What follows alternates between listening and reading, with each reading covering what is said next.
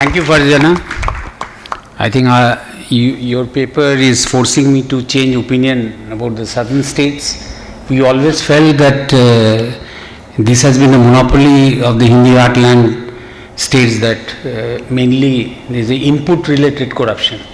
But what you mentioned, 300% increase in the input related corruption. Normally it is believed that in South and Western India, it is the output related or turnover related corruption where assets are being built, unlike in the Hindi heartland. Of course, things are changing now.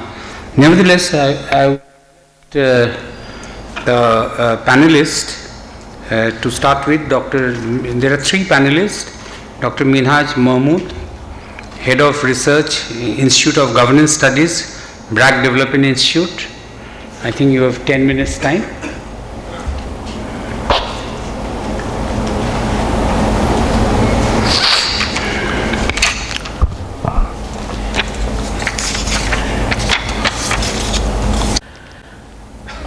I am also, to begin with, I would like to thank the presenters for presenting three very exciting presentations focusing on institutions and also social protection service delivery programs that are very important in the context of developing country like us, having weak institutions and in poverty driven problems. So I will come back to, I'll try to come back to each of the papers separately, but I may miss some of the points, and also I'll leave some intervention from other panelists and also from the audience if I cannot. And the role of institutions, that the paper focuses on institutions. So the institutions, role of institutions has become very central to the development literature now. The interactions, how institutions interact with behavioral predispositions has been very central to the development theme. So we are talking here about local leadership. The studies have shown that even national changes in the national leadership also is associated with growth. So the leadership capacity and management at the local level, for example, ability to mobilize public fund will prove to be a key to the problem solving regarding public service delivery in these countries. So when we want to see whether which program or institutions works better, which arrangement, institutional arrangement works better for certain kind of program, now we rely more on experimental approach. As we have been discussed in the morning all day, the power of randomized evaluations in knowing what works better and what works not. But sometimes randomized RCTs may not be possible, so we have here the presenters have discussed some of the papers following on natural experiments and also a non-random assignment of treatment and control group and their impacts. Now the leadership, I will come back to the leadership paper. I will start from the Benazir Income Support Program, where they want to evaluate the impact of an income support program and refer to a baseline of 2008 and follow-up survey of 2010 and 11. When they have been discussing the impact, they used a careful design of, say, regression discontinuity design, because the RCT approach was not possible, as the program has been rolled out to generally to over thousands of population. So they are talking about a sample of 8,675. Some questions I probably I was confused listening very fast. Maybe it's not there. So they are comparing the results from follow-up for each group. They define in terms of a threshold, below a threshold income group and above above. They talk about supplementary. So the study sometimes focuses on, say, income support program, and sometimes is saying that there are other complementary programs which are ongoing, and decide to income support program. The main objective is to look into the women empowerment program, where the indicator is some defined as the relative bargaining power in household resource allocation, but on the at the end, talking about empowerment, they are focusing on certain other measures like going out alone or going out to the health center, and this difference. So this sometimes become confusing, and the poverty gap and calorie. So whether if we want to design a comprehensive social protection program, so what will be the component of this package? It would be interesting to know what are the marginal impact of each of the component that has been rolled out. So, and then you can talk about the impact of the social comprehensive social protection program.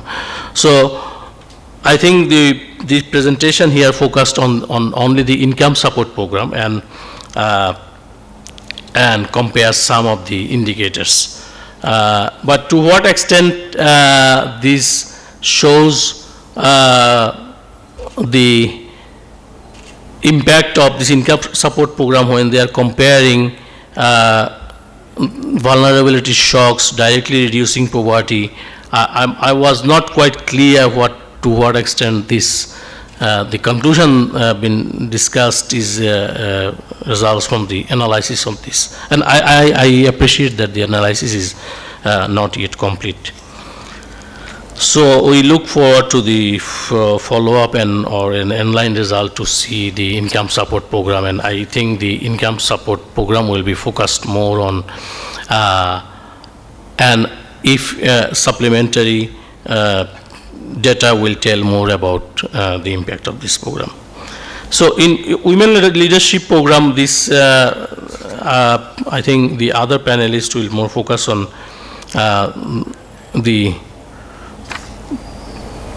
these two papers, but I want to know, like the authors is very, the first presenter, there has been a very careful analysis and looking into how, referring to some nice literature and also looking into how the women leadership program, women's as a leader in the panchayat has contribution to lowering the corruption and also service delivery things.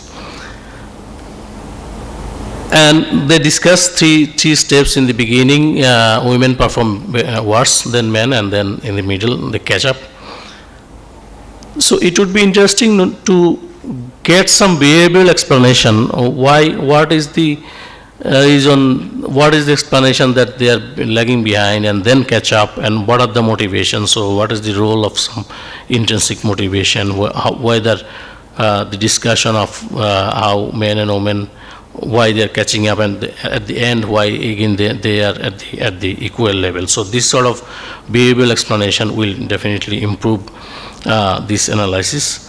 And also referring to the third paper which draws on this, the same data set, whether the audit had any negative aspects, and also whether auditing, as I said, that auditing was not probably credible because there was no accountability for design at the end. So again here the designing certain experiments where we can include some incentive computable mechanism for the auditing to be more credible would be more interesting. Now, one question, that is the last question, I want to presenters, if they have time, to shed light on whether this interaction between these two things, that women leadership and auditing results. So in the auditing paper, we see that reporting didn't decrease. And this is a common data set. So if they can shed some light on the analysis of this women leadership sample to look into these results with the auditing, that would be probably interesting to listen. And thank you very much.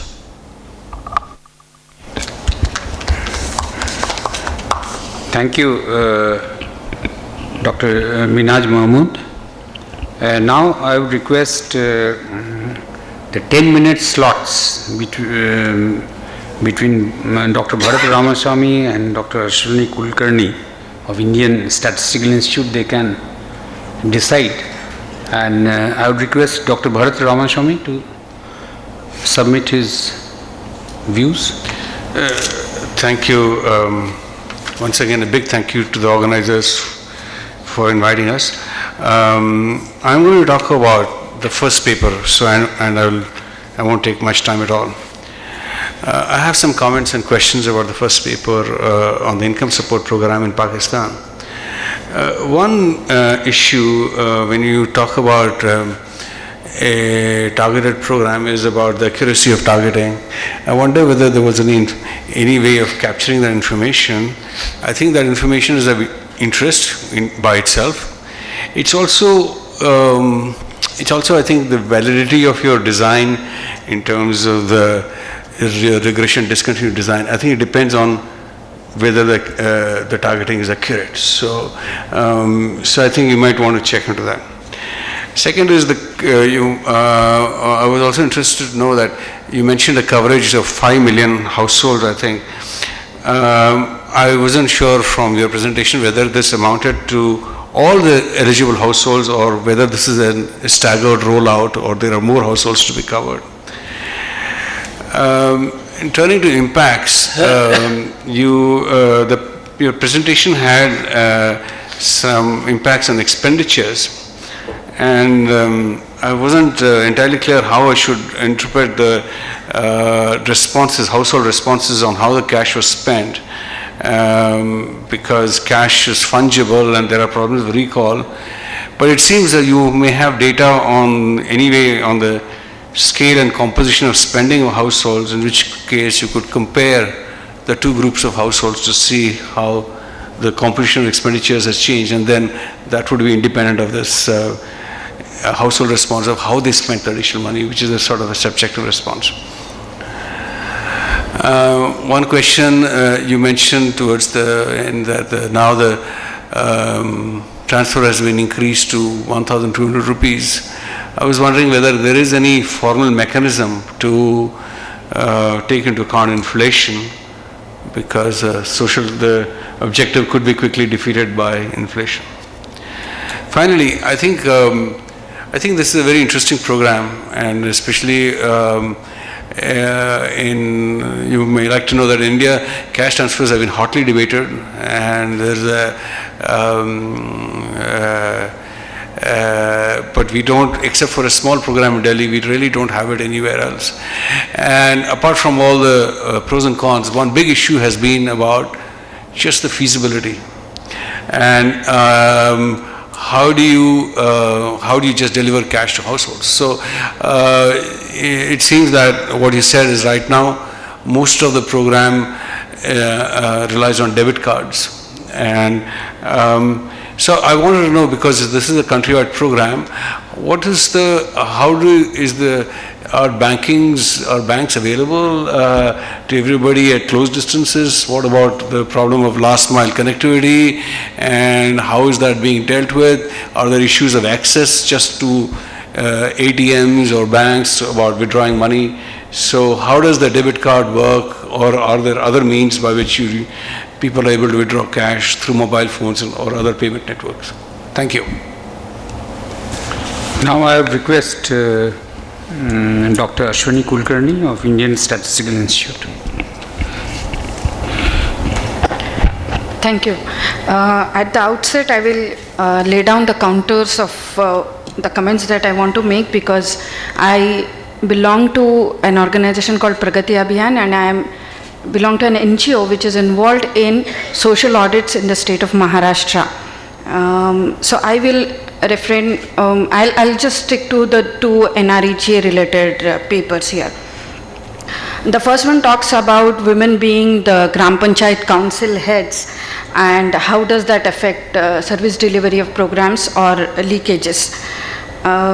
It looks like they are as human as anybody else. So it's good to know that actually.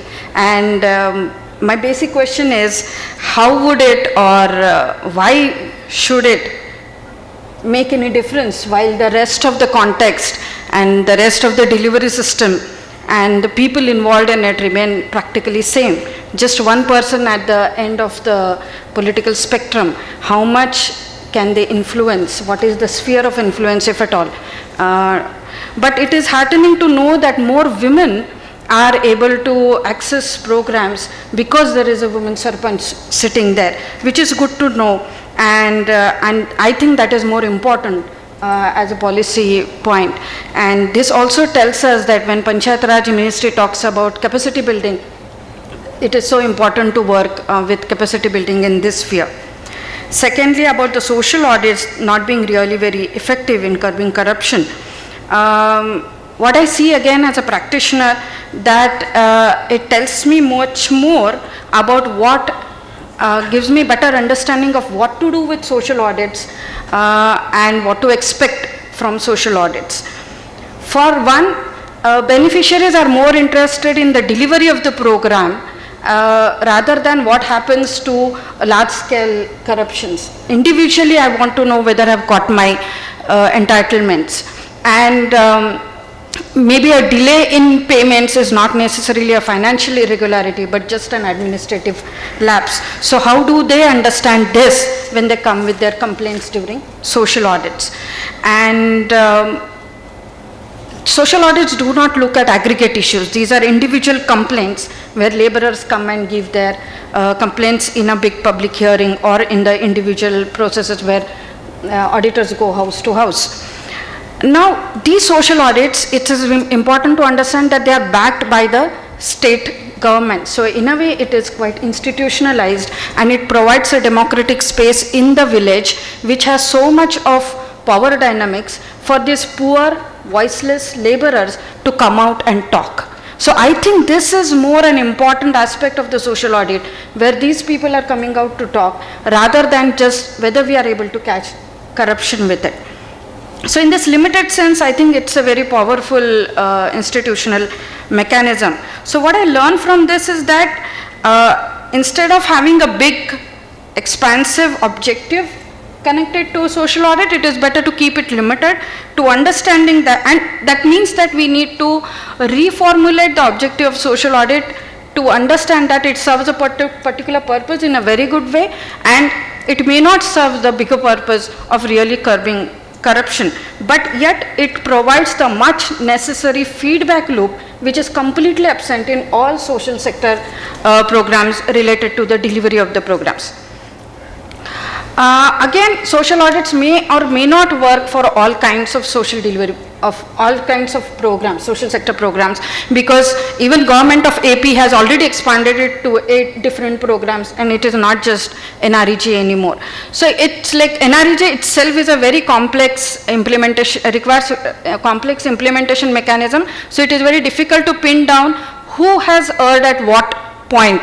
So if it is related to job cards, who is responsible? If it is related to delay in payments, who is responsible? If it is underpayments, who is responsible? All that is very complex to pin down. But whereas if you look at housing support, it's a simple vertical program, but then it's such a simple program that the beneficiary moves out by the time the beneficiary gets the opportunity to complain. So may not feel as a stakeholder when the social audit occurs.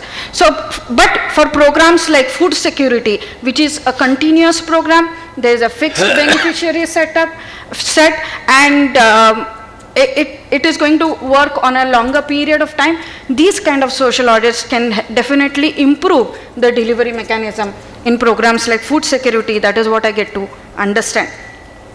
But I think the moot question is that the authors have pointed out is related to the credibility in terms of penalties on the persons or pinning down the responsibilities on whoever is involved in this leakages or financial irregularities. And given that whoever has been punished are more or less the lower level contractual staff rather than the permanent bureaucracy sitting at the mandal level, it throws up the most important question of how can we really work for the have some kind of penalty for the permanent bureaucracy, either for non-delivery or for leakages, because neither the Gram Panchayat women leader or the social audits seem to be equipped to handle this kind of a bigger problem. So we need to work more on systemic intervention to lower this leakages. That's what I get to learn from this. And I thank the researchers for providing this insight, which will help us in Maharashtra who are shaping up the social audit process there, and also the Panchayat Raj Ministry, which is thinking about capacity building of reserved leaders, not just women leaders, but all the reserved leaders. So I thank the authors and I thank IGC for giving me this opportunity. Thank you. Thank you, Dr. Kulkarni. I think all the three papers have been calibrated from the point of view of techno-managerial point of view, but I think one should take into consideration the historical factors as well, because in a place like India, maybe it's true for Pakistan as well, there are several things which has to be taken into consideration, especially the history of governance.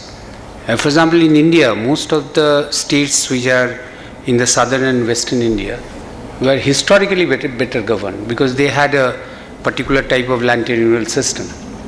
But in the eastern region, that was not the case. Secondly, which is very important from the point of view of community monitoring and other thing, is the pattern of social movement that had triggered. Most of the southern and western India had a particular type of social movement which gave sense of ownership to various things. So not only, that is why when I mentioned that the input related corruptions are relatively less, because of the pattern of social movement, the sense of ownership was also very much visible in most of these places, which is not there in many other places. But nevertheless, in the recent periods, social sector service delivery is making and breaking governments. And very interestingly, in most of the Hindi heartland states, especially in Madhya Pradesh, Bihar and many other places, the whole trajectory and complexion of social delivery system has changed, which is quite remarkable. But when we go into the micro details about what has been the real outcome, I think we need to do it. I'm very happy that all the three papers have delivered on this, and also to the panelists who have commented on it. But nevertheless, we would like to give answer to the questions which they have framed before I ask other people to ask questions, or do you want me to I think we should just you want to please? Yeah, for that there's some explanation now, so that I anticipate more questions from the audience. Okay. So on the first comment on the best presentation, I apologize if it was confusing, but part of the confusion has to do with the fact that we haven't analyzed the follow-up data. So the baseline was done in 2011, and the follow-up was done, the baseline was done 2008, the follow-up was done last year. And the analysis started sort of just about a month ago. So that's why there was lots of interesting ideas around looking at the impact of vulnerability and livelihoods and using consumption expenditure, and that's all of the stuff that we do intend to do, and you guys will hopefully see it in the final report. The other thing was on the evaluation of the subcomponents, and so OPM is evaluating the conditional cash transfer, which is yet again at a pilot stage. We're not evaluating the other subcomponents, but I'm not quite sure, to be honest, in what stages of implementation they are at, but we certainly hope that they're also evaluated, and that's sort of fed into the design of the program. In terms of the validity of RDD, so at the baseline, using the baseline data, we did look at the validity of the RDD. So there's a certain set of assumptions that it has to fulfill, and that was checked in the data. So the key point being that the characteristics of the households just above and below the cutoff point need to be similar, and that was the case. So the RDD model itself is valid.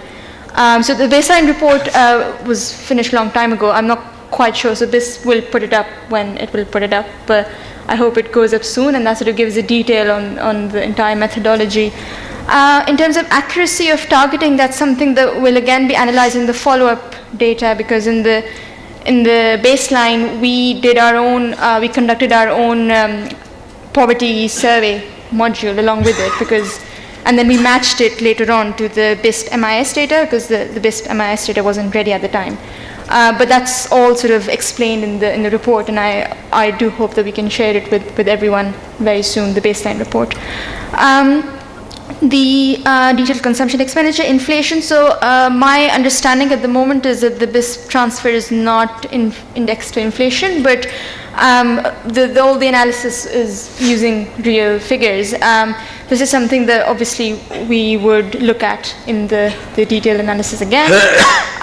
In terms of feasibility of the cost of the program, that's a very valid point, and that's something to think about in public expenditure terms for the very long run, but also for the costs of the program. And we're doing a parallel costing study again, which will look at the unit costs of delivering this, and we could hopefully say something about how cost-effective or cost-efficient this is.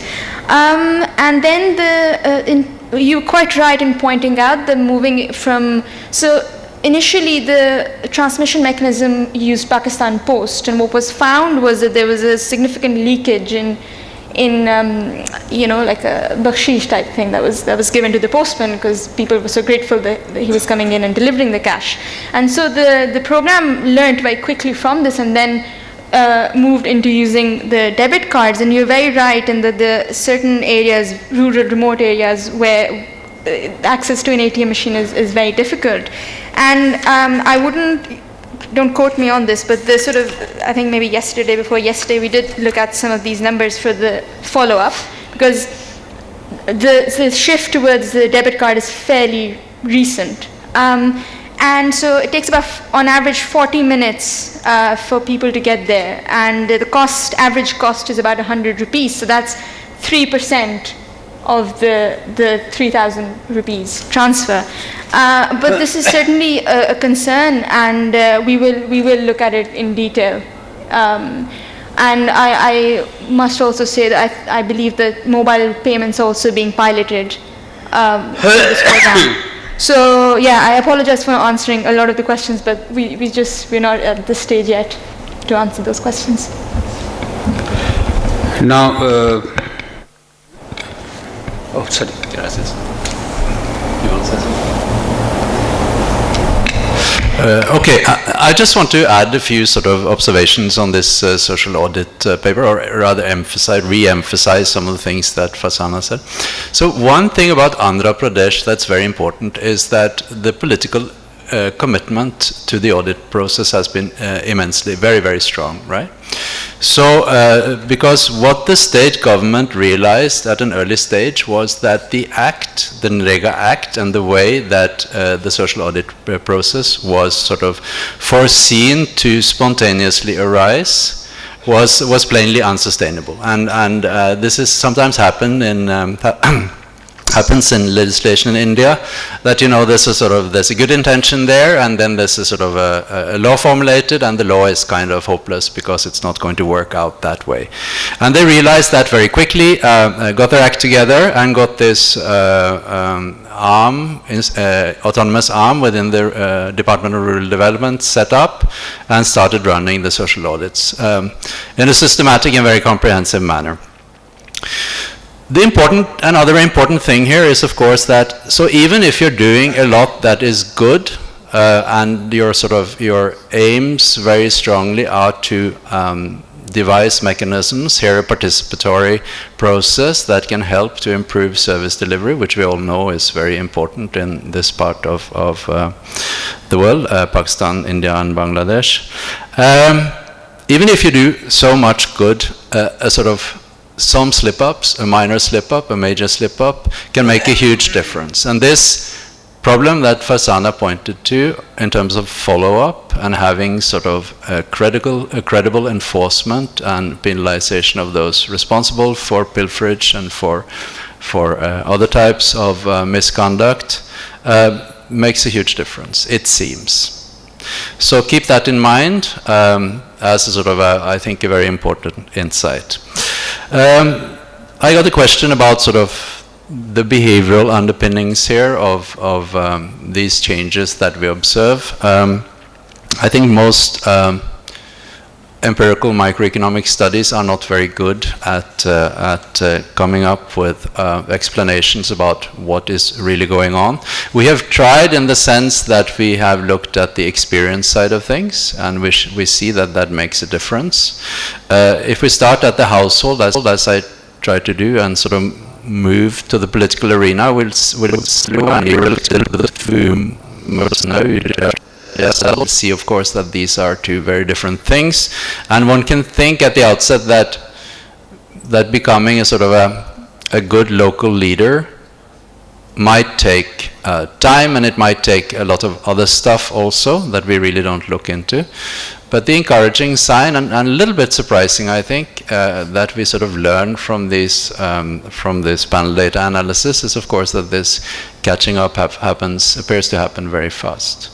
So that, I think, is a little bit surprising, and also sort of a little uplifting in some ways. Thanks. Thank you so much. Now the house is open for question. Please limit to questions rather than comments. And if you can kindly identify also. Thank you. Tom O'Devons. Just to thank the organisers, it's been an absolutely fantastic day so far, some incredible papers, so thank you. Very interesting to hear about the BISP, which I'm a great fan of, obviously, and fascinating work on corruption, so thank you. My question is to Dr. Iversen. It's been the end of a long day, so forgive me if I've got it wrong, but my reading of your conclusions on the last slide were that if you give women a position of responsibility that they're new to, it will take them a short while and then they'll catch up, which strikes me as, well, I don't imagine that struck you as very surprising as a conclusion. I'm sure if you found men who'd been systematically discriminated against for generations, it would take them maybe a lot longer to get up to speed and perform their jobs well. So I suppose my question to you is, given the IGC sort of founding principle is how research feeds into government policy, could you outline how this has changed or is planning policy in women's empowerment in India?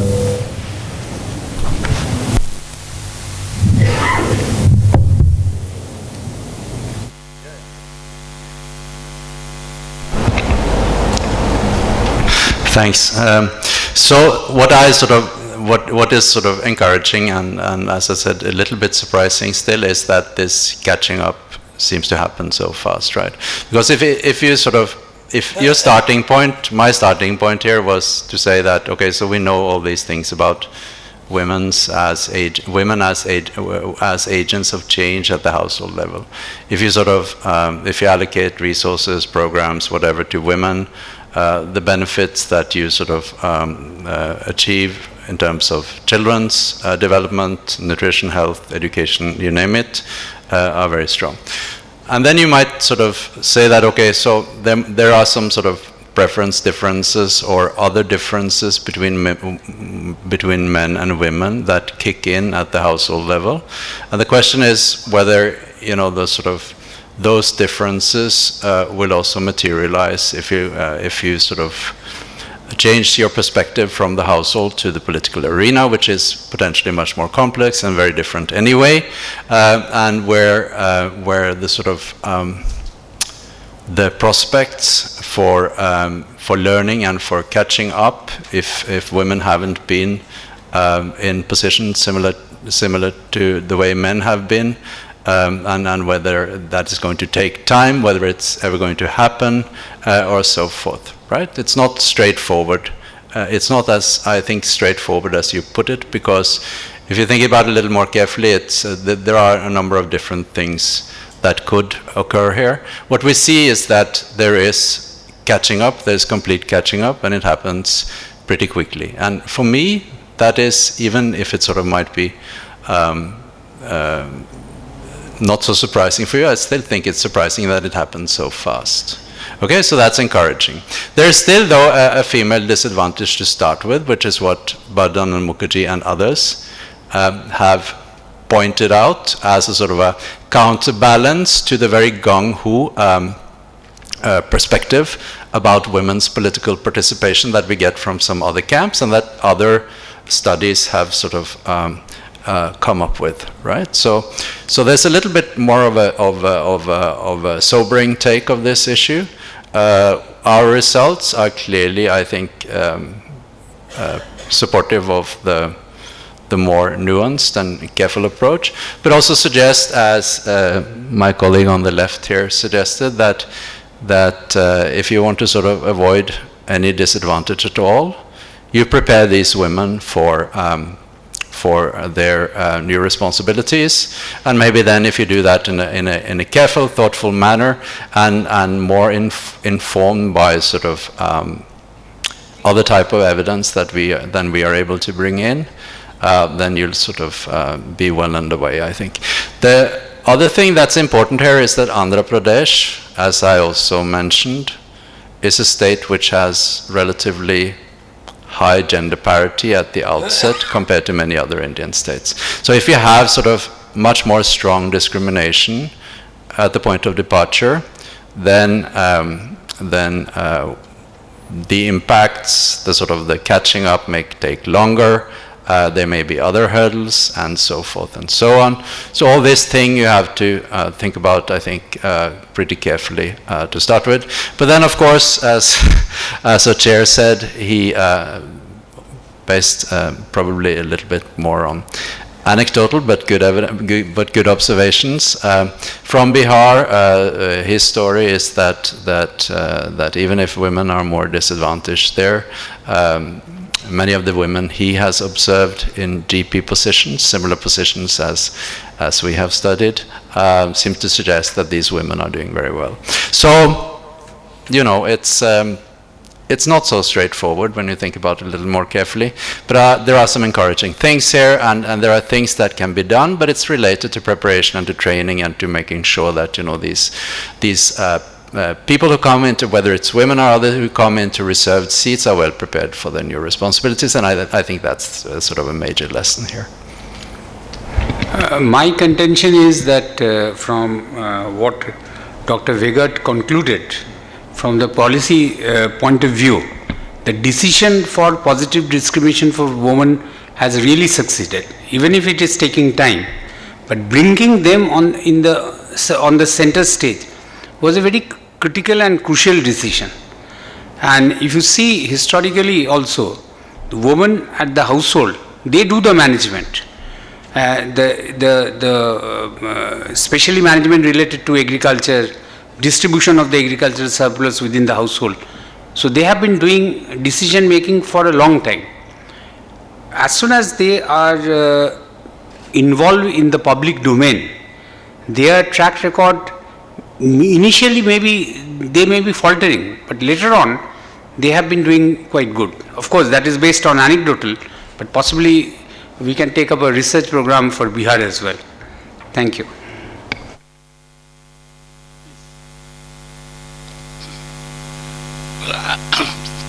Safrullah Chaudhary, my name. I am from Bangladesh.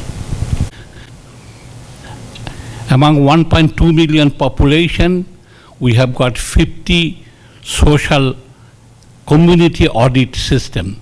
It is headed by a elected women member of the Union Parishad, which is equivalent to Gram Panchayat.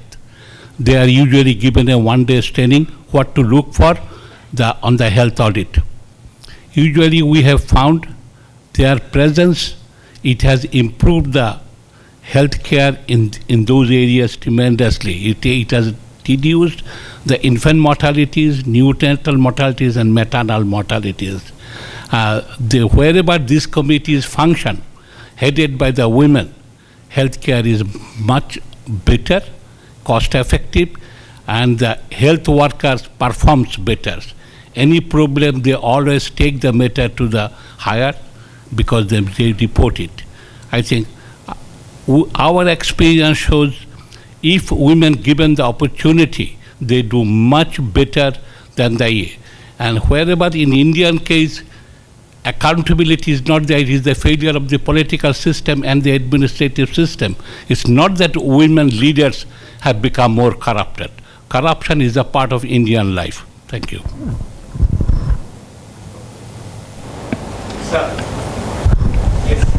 Because that's been talked of in great detail today. I've heard in 2 sessions actually this has been spoken of.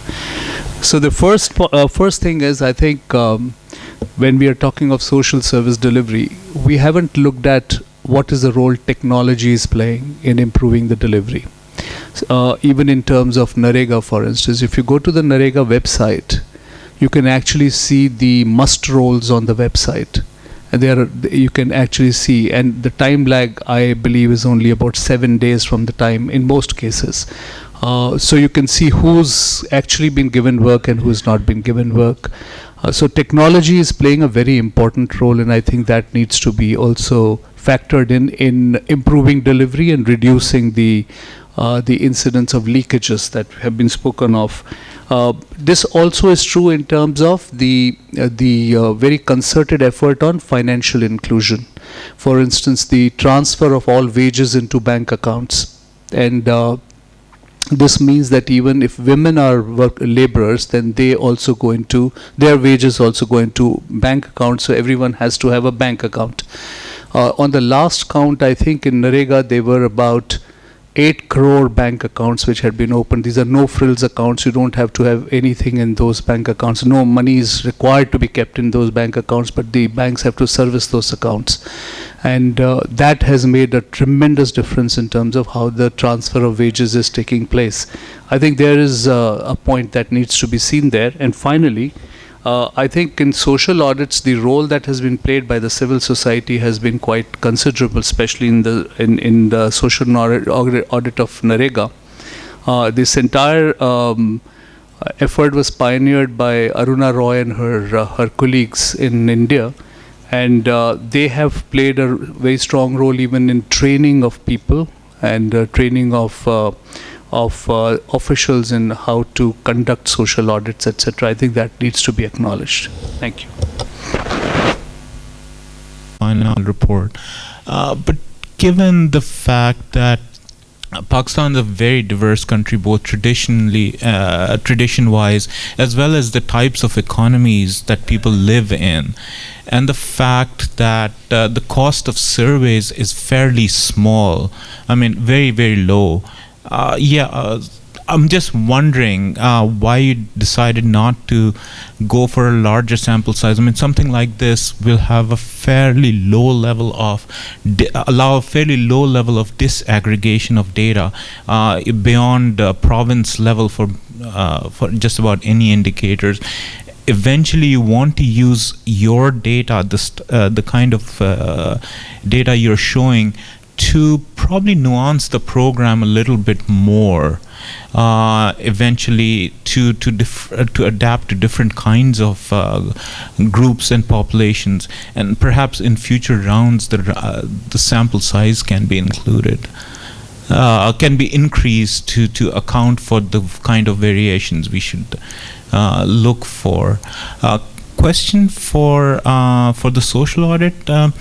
So it seems that doing a social audit that has no teeth at the end of it. You're basically telling people the boundaries that they can safely transgress. Kind of makes sense that corruption would go up. But how would you actually compare your experience with some of the other experience where they actually showed social audit work, something like the work of Priyanka Pandey from 2007 paper? Bangladesh, the health program that you are mentioning in terms of having community monitoring of the public health service, that the women are doing a great job. And the point that we are trying to make here is that there needs to be capacity building if affirmative action has to be successful. And as Vegard mentioned, there are, given that the context in which we are looking at, there is relatively fast catching up. There would be other contexts in which the catching up could be much slower, because we were looking in a context where gender parity is higher than the averages for India, and probably much higher than it is, let's say, in Pakistan or probably in Bangladesh.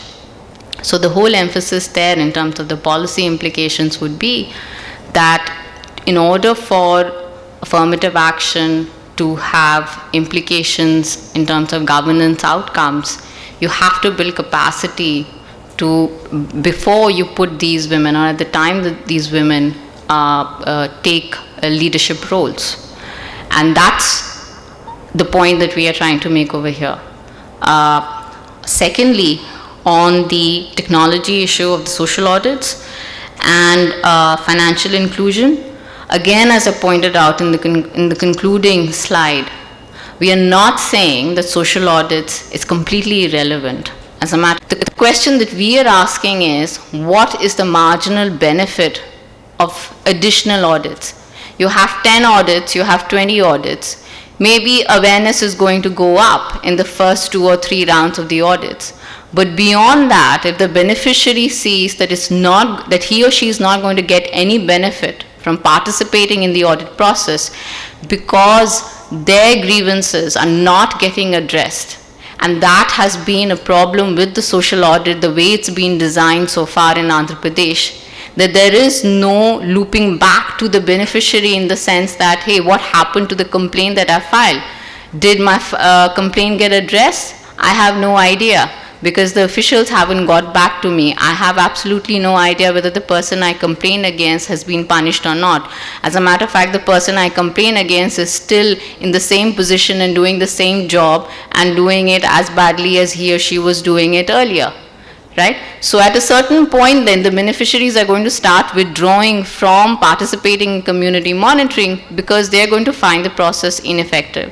So the question is, what is the marginal benefit of having additional audits beyond a certain point? Because if you're not going to address these concerns of the beneficiaries, there is going to be limited participation, and at some point there might be, and there is evidence to suggest that, which has been work done at the Center for Policy Research in India, which is probably suggestive, but it does throw up these concerns. And going back to the Bangladesh question, there was a similar community monitoring initiative for public health in Uganda, which was very successful. And in that particular instance, it was very successful because of this contract between the public service providers and the beneficiaries in terms of, you know, a dialogue between the suppliers and the consumers of that service. And so what we are pointing out over here is that there's some elements of the community monitoring mechanism which is missing, which needs to be plugged in order for the mechanism to be successful. And in this, and it does not in any way mean that we not think that this process has meaning in some sense, but what we are concerned about is what are the additional benefits of having these repeated audits. Okay.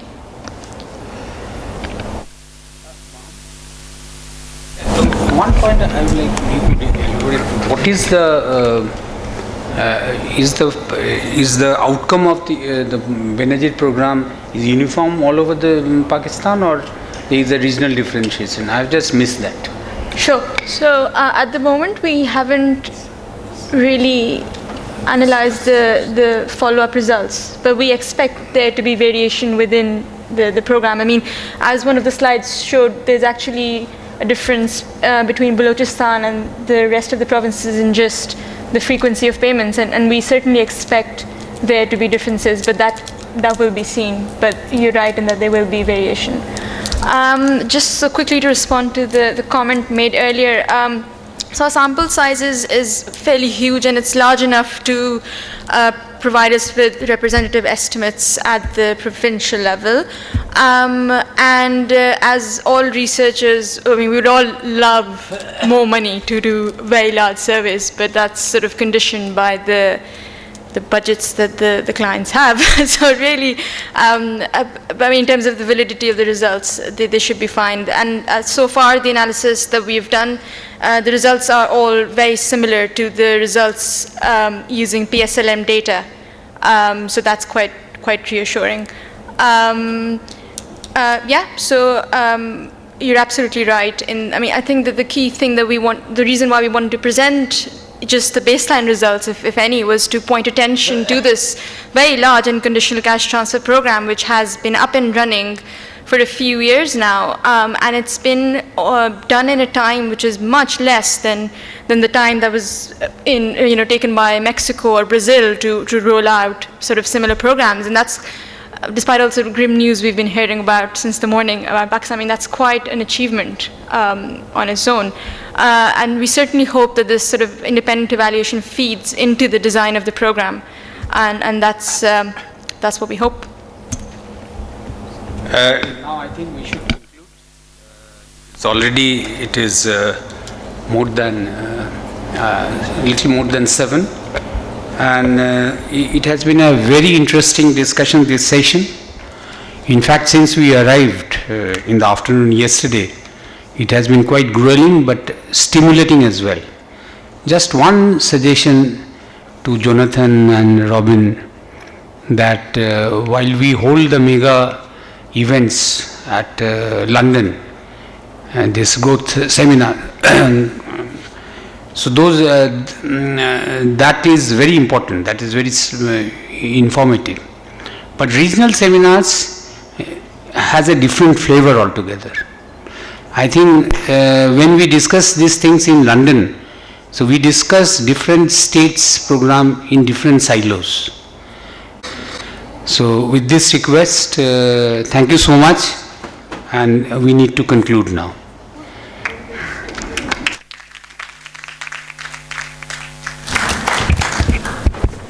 Ladies and gentlemen, thank you so much for attending our sessions today. Tomorrow our session starts at 9 again, so we hope to see you there.